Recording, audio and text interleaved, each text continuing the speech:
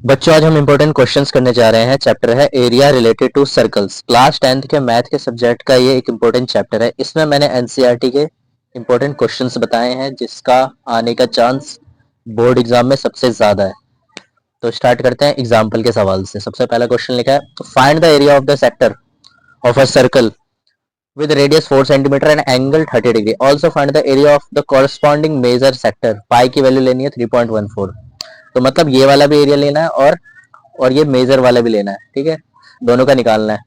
तो रेडियस कितना दे रखा है 4, थीटा दे रखा है 30 डिग्री। तो एरिया ऑफ सेक्टर का फॉर्मूला लगा दो, थीटा अपॉन में 360 में पाई आर स्क्वायर।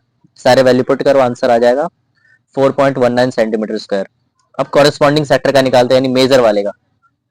तो ये 30 है तो बाकी कितना एंगल बच जाएगा, 360 होता है टोटल इसका एंगल। तो 360 से माइनस कर दो, 360 से माइनस किया तो 330 आया। तो सारे फॉर्मूले में लगा दो, पुट कर दो सारी वैल्यू, आंसर आ जाएगा 46.05 centimetre square.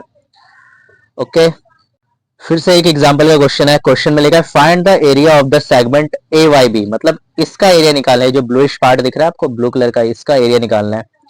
If the radius of the circle is 21 centimetre, radius दे रखा है 21 और एंगल ए ओ बी दे रखा है 120 डिग्री। ठीक है, तो पहले सेक्टर का, अच्छा ये निकलेगा कैसे, पहले सेक्टर का हम निकाल लेंगे और ट्रायंगल का एरिया निकाल लेंगे। दोनों का एरिया निकाल के आपस में माइनस कर दो, बचा हुआ ही रहेगा। इस वाले पोर्शन का निकालना है। तो पहले सेक्टर का निकाल लेते हैं, ओ ए वाई बी वाला सेक्टर। तो थीटा अपॉन में 360 वाला फॉर्मूला लगा दिया, पाई आर स्क्वायर लगा के सॉल्व कर दिया हमने, आंसर आ गया 462 सेंटीमीटर स्क्वायर। अब हमें ट्राइंगल का एरिया निकालना है, पर ट्राइंगल के एरिया के लिए हमें बेस पता होना चाहिए। अगर मैं इस ट्राइंगल को ऐसा लिख सकता हूँ, अगर मैं इस ट्राइंगल की बात करूँ तो इसको हम ऐसा लिख सकते हैं, 21 से 21 है, बीच में मैंने एक सिमेट्रिकल लाइन खींच दी। अब एम क्या हो गया, इसके लिए मिड पॉइंट हो गया ए बी के लिए। तो जब मिड पॉइंट है तो बी एम किसके बराबर हो जाएगा, ए एम के बराबर, और हाफ क्या हो जाएगा, ये ए बी के। इस ए बी का हाफ हो जाएगा ना ए एम और बी एम, समझ में आ रहा है। तो एंगल, ये जो एंगल है कौन सा, ओ एम बी 90 डिग्री होगा और ओ एम ए भी 90 डिग्री होगा। मतलब दोनों 90-90 डिग्री हो जाएंगे। क्यों होंगे, क्योंकि हमने मिड पॉइंट कर दिया इसमें। ओके, समझ में आ रहा है। अब आगे करते हैं। अब क्या करना है, दो ट्राइंगल हमें दिख रहा है, ओ एम ए और ओ एम बी। तो इसमें मैंने साइन ओ लगा दिया, तो ए एम अपॉन में ए हो जाएगा साइन 60 होगा, क्योंकि क्योंकि ये 60 डिग्री हो जाएगा, क्योंकि 120 है तो मिड पॉइंट से काटा तो 60 60 डिग्री हो गया। साइन 60 लगा, ए एम अपॉन में ए ओ आया, यहाँ से आपका ए एम आ जाएगा √3/2 इंटू में 21। ठीक है, ऐसे ही इस वाले ट्राइंगल में भी लगाएंगे कॉस ओ। ठीक, कॉस थीटा बोल लो, कॉस ओ बोल लो, तो कॉस 60 डिग्री, कॉस 60 है, थीटा आना चाहिए वैसे, ओ नहीं होगा थीटा होगा। ठीक, कॉस 60 हो जाएगा ओ एम अपॉन में ए ओ। इसमें वैल्यू पुट करेंगे सारे, ओ एम अपॉन में ए ओ दे रखा है 21, कॉस 60 होता है 1/2, यहाँ पे साइन 60 था √3/2, इन सब की वैल्यू पुट किया, आंसर आ गया ओ एम हो गया 21/2। अब हम कह सकते हैं ए एम जो है हाफ है ए बी के, तो 2 AM कितना हो जाएगा, ए बी के बराबर, तो ए बी भी कितना हो जाएगा, 2 AM के बराबर हो जाएगा। अब इस वैल्यू की ये वाली जो वैल्यू है इसमें पुट कर दो ए बी वाले में। ठीक है, तो इनमें जब वैल्यू पुट करो तो ए बी की वैल्यू आ जाएगा 21√3। अब 21√3 आ गया, तो अब लगा सकते हैं हम एरिया ऑफ ट्राइंगल का formula, half into base into height, क्योंकि बेस हमारा ए बी था। अब ए बी आ चुका है 21√3। ठीक है, 21√3 ए बी ले लिया हमने, और ये हाइट कितना आ जाएगा, ओ एम, कितना हो जाएगा 21/2, क्योंकि ओ एम ये ट्राइंगल का चाहिए था हमें। और इसको सॉल्व करेंगे तो ये आ जाएगा एरिया ऑफ ट्राइंगल का। अब क्या करेंगे, सेगमेंट के लिए सेक्टर में से माइनस कर देंगे एरिया ऑफ ट्राइंगल को, तो आंसर आ जाएगा दिस वन। ठीक है, ये आंसर आ जाएगा आपका। ओके, इस क्वेश्चन को 2-3 बार प्रैक्टिस करना तभी समझ में आएगा। अब बारी है एक्सरसाइज 11.1 की। क्या लिखा है सवाल में, find the area of a quadrant of a circle whose circumference is 22 centimetre. Circumference 22 centimetre दे रखा है, तो रेडियस निकाल सकते हो, क्योंकि 2 पाई आर होता है सर्कमफेरेंस का फॉर्मूला। 2 पाई आर को 22 के बराबर कर दो, आर आ जाएगा यहाँ पे 11/पाई।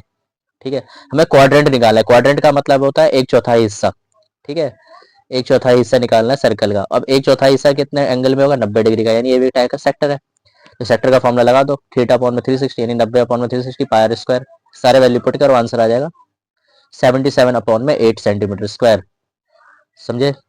अगला सवाल है घड़ी वाला। क्वेश्चन में क्या लिखा है, the length of the minute hand of a clock is 14 centimetre. मतलब ये टाइप का इसका रेडियस हो गया, 14 सेंटीमीटर मिनट हैंड है। Find the area swept by the minute hand in 5 minute. मतलब 5 मिनट बाद जो एरिया आएगा, मतलब ये भी एक टाइप का सेक्टर ही बन रहा है। 5 मिनट बाद, पहले यहाँ था अब यहाँ आ गया, तो 5 मिनट बाद जो एंगल बन रहा है उसका एरिया बताना है, इस पूरे सेक्टर का कितना होगा। तो पहले हमें पता है 60 मिनट में कितना एंगल बनता होगा टोटल, 360 बनता होगा। तो पहले 1 मिनट का निकाल लेते हैं। 1 मिनट के लिए क्या करना पड़ेगा, 60 से डिवाइड करना पड़ेगा, और हमें 5 मिनट का चाहिए तो 5 से मल्टीप्लाई भी कर देंगे तो 30 डिग्री हो जाएगा 5 मिनट के अंदर। अब एरिया ऑफ सेक्टर निकाल लो, थीटा आ गया 30 डिग्री, वैल्यू पुट करो, आंसर आएगा 154 अपॉन में 3 सेंटीमीटर स्क्वायर। अगला सवाल है, in a circle of radius 21 centimetre an arc subtend an angle 60 degree at the center. Find the length of the arc, area of the sector formed by the arc, and area of the segment formed by the corresponding chord. ठीक है, तो पहले arc का निकालते हैं length. तो arc का जो लेंथ निकालते हैं तो उसका फॉर्मूला होता है थीटा अपॉन में 362 पाई आर। थीटा ऑलरेडी दे रखा है 60 डिग्री। ठीक है, सारे वैल्यू पुट करो, आंसर आ जाएगा 22 सेंटीमीटर। तो पहले का आंसर आ गया। अब एरिया ऑफ सेक्टर निकालना है ओएसीबी का, तो 60 डिग्री इसमें भी लगा दो तो आंसर आएगा 231 सेंटीमीटर स्क्वायर। अब हमें चाहिए सेगमेंट। सेगमेंट में हमेशा ही दिक्कत होता है। सेगमेंट में क्या करना पड़ता है, हमें पहले ट्राइंगल का एरिया निकालना पड़ता है। निकाल लेते हैं भाई ट्राइंगल का एरिया।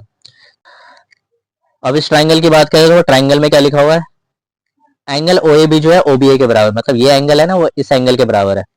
अब देखो ये एक एंगल दे रखा है मैं, ये 60 डिग्री। अब इस एंगल को पता लगाते हैं पहले, तो क्या करेंगे, एंगल सम प्रॉपर्टी का इस्तेमाल करेंगे।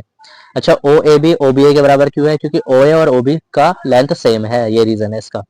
तो यहाँ से हम कह सकते हैं ओ ए बी का डबल, क्योंकि ओ बी ए की जगह में भी हम ओ ए बी लिख सकते हैं। ओ ए बी लिख सकते हो तो हो जाएगा आंसर ओ ए बी का 60 डिग्री। अब देखो ये भी 60 है, ये भी 60 है, तो ये क्या बन गया, इक्विलेटरल ट्राइंगल। इक्विलेटरल ट्राइंगल का सिंपल सा फॉर्मूला होता है √3/4 साइड का स्क्वायर। लगाया, वैल्यू पुट किया, ये आ गया ट्राइंगल का एरिया। अब क्या करेंगे, सेक्टर में से माइनस कर देंगे किसको, ट्राइंगल को, ट्राइंगल के एरिया को, तो आंसर आ जाएगा ये। ओके, अगला सवाल क्या लिखा है, घोड़े वाला सवाल है ये तो। A horse is tied to a peg at one corner. ठीक है, देखो इसको बांध दिया घोड़े को। शेप कैसा है फील्ड का, स्क्वायर शेप है, मतलब एक खेत है स्क्वायर शेप का।